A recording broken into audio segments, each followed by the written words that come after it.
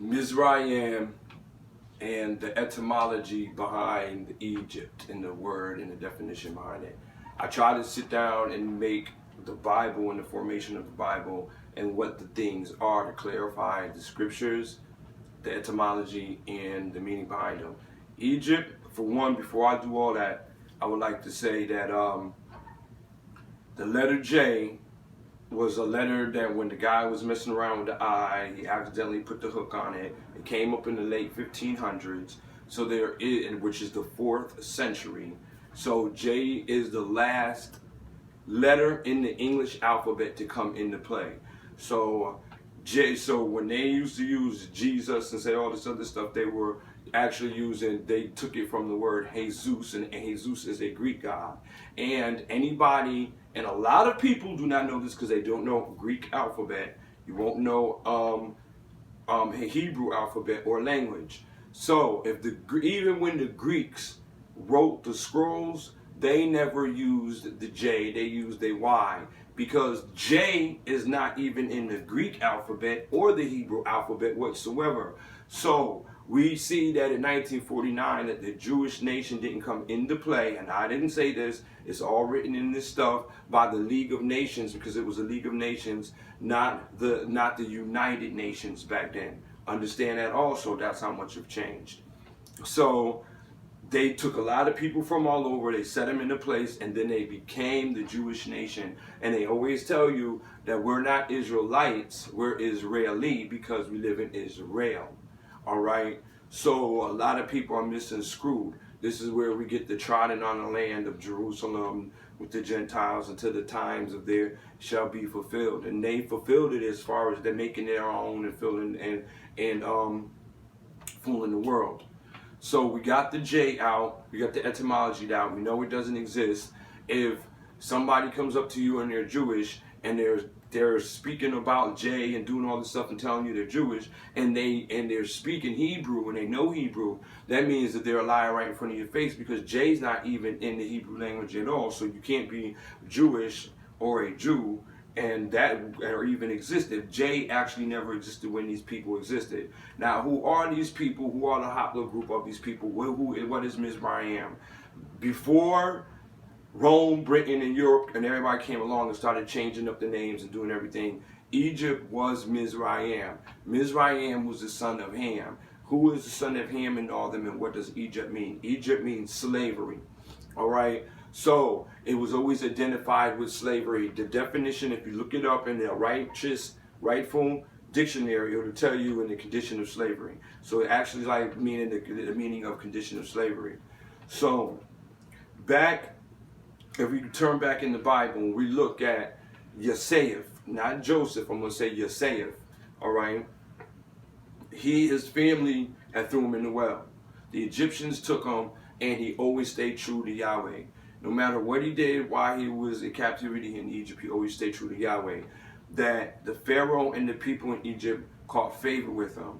They caught so much favor with him that Pharaoh came to him, asked him to interpret a dream. He interpreted the dream and told him that this means that you're going to have some years of good, some years of famine, some years of drought. So what you need to do is you need to store up, so that way when them years come, you're good. So he found favor because of Yahweh and how Yosef was, that he put him in charge of all of it. And by doing that, the people, his family that kicked him out, that threw him, his brothers that threw him in the well, they were in Canaan, which was Israel at the time, and there was a famine in that land, so people would come up and get some food from Egypt and then go back. And he seen and he knew it was his family, but his family didn't recognize him. Why didn't recognize him? Because these people were the same color, and he was dressed in Egypt apparel. So by the time he said, hey, it's me, and they all talked, he let the Pharaoh know his family came.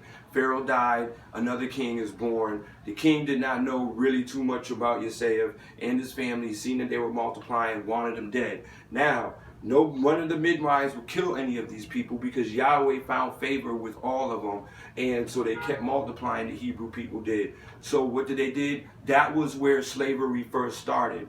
That was where slavery very, very first started in Egypt. That's why Egypt is known as a symbol for slavery.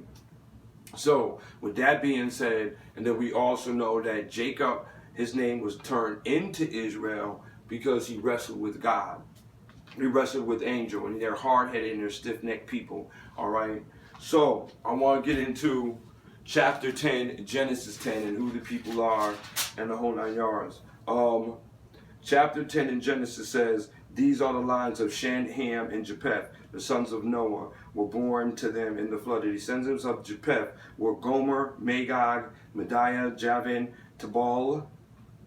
All right, understand Tubal. Now Tubal is Bangladesh, India, you know, boom. So you understand all this stuff. Meshesh, Tyrus, the descendants of Gomer. All right, now we're still stuck on Jepheth. Now, descendants of Gomer were Ashkenaz. Remember I said Ashkenazi, Rapiath, and Togarmah. The descendants of Javan were Elisha and Tarish and Kittim and Dodaman. Now, these were now I want to get into another thing. When these people back then took on new lands and new regions all the way back then, technology on that stuff didn't exist like it did. So if Gomer's set over here, guess what? That's the land of Gomer. All right. If Ham set over, that's the land of Ham. The Hamites all right, I will get into that in a minute. But so if you go back to the old map and you look at the original official maps, go to a museum, do whatever, you're going to actually see where it says Gomer is right here. Where is Gomer? That is Russia. And I mean that's over there in China and all that other stuff. Magog is actually where Russia is. All right. Now the sons of Gomer and all that little area. So if you look at Gomer and Magog and all them, they had other sons, and they were the Ashkenazi.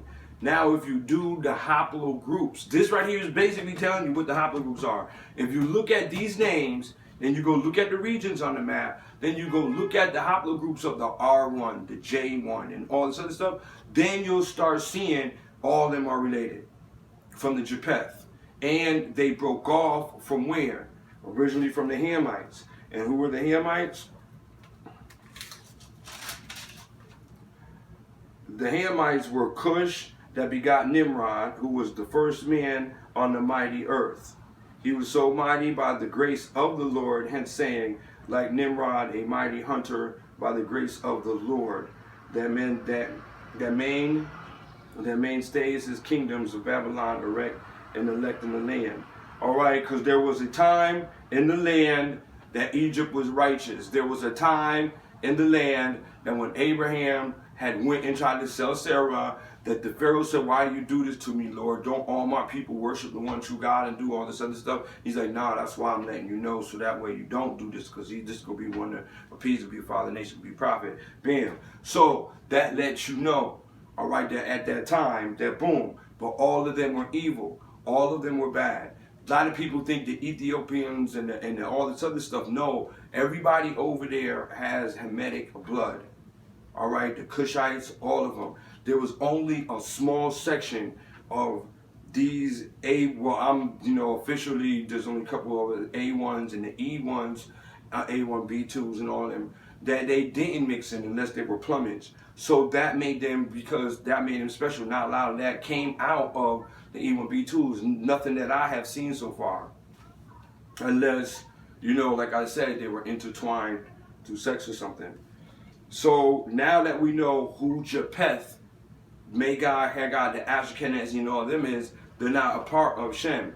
Jacob and all of them, Jacob and everybody came out of the Shem bloodline.